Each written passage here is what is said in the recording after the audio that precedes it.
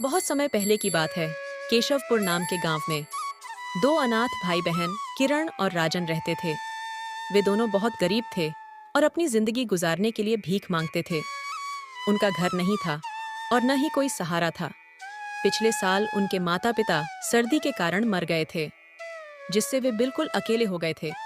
अब वे नदी के किनारे रहते थे, जहां गर्मी हो या सर्दी, उनका ठिकाना वहीं था। कुछ समय ऐसे ही बीतता है और आखिरकार जनवरी का महीना भी आ ही चुका था।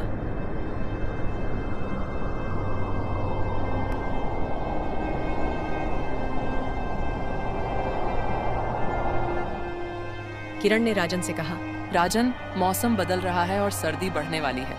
अभी हम नदी के किनारे सोते हैं, कभी मंदिर में शरण मिल जाती है, लेकिन अगर ठंड बढ़ गई तो हम क्या करेंगे? हमारे पास अपना घर भी नहीं है और हमें कौन देखेगा? किरण, तुम चिंता मत करो, सब ठीक हो जाएगा। अभी तो पूर्णिमा का दिन आ रहा है और उस दिन गांव में लोग इकट्ठा होंगे। हम उनसे भीख मांग सकते हैं और जो पैसा मिलेंगे उनसे एक जगह किराए पर ले सकते हैं। सर्दी तो बढ़ेगी ही, लेकिन हमें जीने के लिए कुछ तो करना ही होगा। तुम्हारा आइडिया अच्छा है, चलो देखते हैं।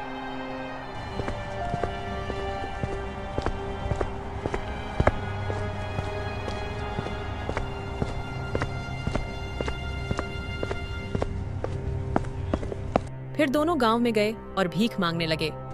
तभी एक अमीर आदमी उनके पास से गुजर रहा था। किरण ने उसे देखा और कहा, बाबूजी, कृपया कुछ पैसे दे दीजिए। हम 2 दिन से भूखे हैं और सर्दी भी बढ़ने वाली है। हमारे पास रहने की जगह भी नहीं है। कृपया हमारी मदद कीजिए।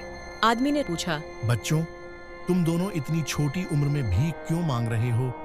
तुम्हारे माता पिता कहाँ हैं?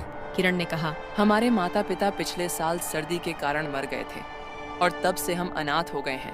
अब हमें मजबूरी में भीख मांगनी पड़ती है। यह तो बहुत दुख की बात है। भगवान तुम्हारा साथ देगा बच्चों, भगवान पर भरोसा रखो। और उसने उन्हें कुछ पैसे दे दिए और वहां से चला गया।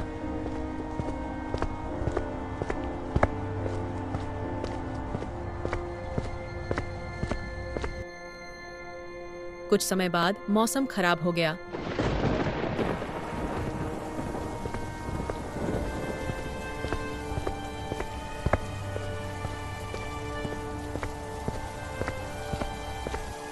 और वे दोनों नदी के किनारे वापस आ गए। और फिर राजन ने कहा, किरण, लगता है कि आज बहुत बारिश होने वाली है। हमारे पास बारिश से बचने के लिए कोई जगह भी नहीं है। हम क्या करेंगे? हाँ राजन, बारिश भी शुरू हो रही है और सर्दी भी बढ़ रही है। हम क्या करें? कुछ देर बाद दोनों ने गांव जाने का निर्णय लिया और भीगते हुए गांव पहुंचे। उन्होंने एक घर के पास जाकर आवाज लगाई, कोई घर में है? हम बहुत मुसीबत में हैं, हमारी मदद कीजिए। थोड़ी देर बाद एक बुजुर्ग आदमी बाहर आया और उसने पूछा, बच्चों, तुम कौन हो और इस बारिश में बाहर क्यों खड़े हो? मैं तुम्हारी किस तरह मदद कर सकता हूँ? हम दोनों भाई बहन हैं और हम अनाथ हैं। आज बारिश होने के कारण हम गांव में ठहरने के लिए आए हैं। हमारे पास घर नहीं है। बुजुर्ग आदमी ने कहा, कोई बात नहीं, तुम दोनों मेरे घर रह सकते हो। बारिश हो रही है, तब तक मेरे घर में ठहर जाओ। किरण और राजन ने धन्यवाद कहा। धन्यवाद दादाजी, हम आपका एहसान कभी नहीं भूलेंगे। कुछ समय बाद बारिश रुक गई। दादाजी ने उन्हें कुछ पैसे दिए और कहा, ये पैसे लो और अपनी जरूरतें पूरी करना और अपना और अपनी बहन का ध्यान रखना। सर्दी बहुत बढ़ रही है। दोनों बच्चों ने दादाजी का धन्यवाद किया और पैसे लेकर नदी के किनारे लौट आए।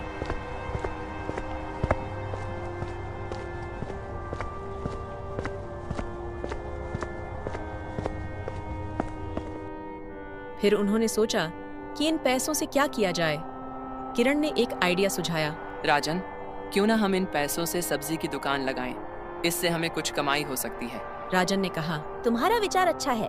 हम सब्जी की दुकान लगाते हैं और जो मुनाफा मिलेगा उससे हम अपना जीवन ठीक कर सकते हैं।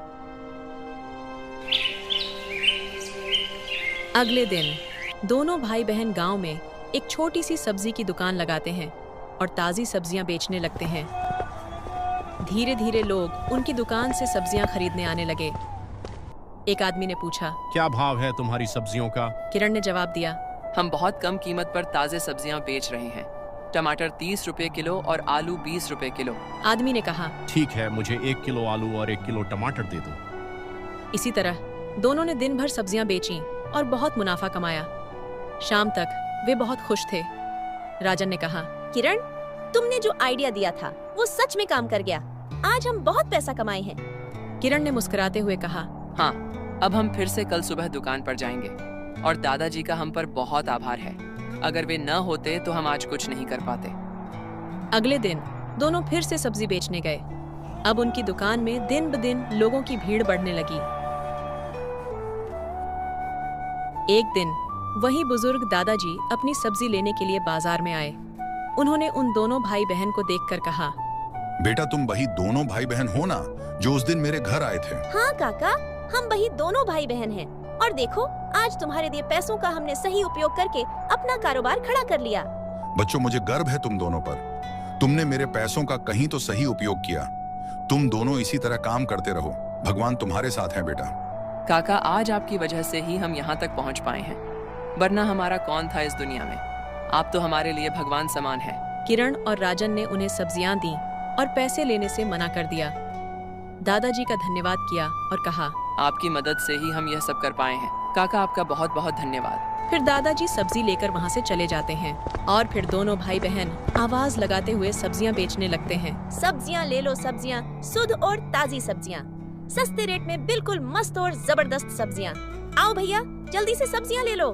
इसी तरह दोनों भाई बहन पूरा दिन सब्जी बेचते हैं और कुछ महीनों तक दोनों ने खूब पैसे कमाए और खुद का घर बना लिया। अब उन्हें कोई परेशानी नहीं थी। किरण ने कहा, राजन देखो, अब हमारा अपना खुद का घर बन गया है। अब हमें कोई डर नहीं होगा। राजन ने खुशी से कहा, हाँ किरण, अब हमें किसी भी समस्या का सामना नहीं करना पड़ेगा। अब धूप हो या बारिश, सर्दी हो या गर्मी, अब हमें दर दर ठोकरें खानी नहीं पड़ेगी। अब हमारा खुद का बड़ा घर बन चुका है।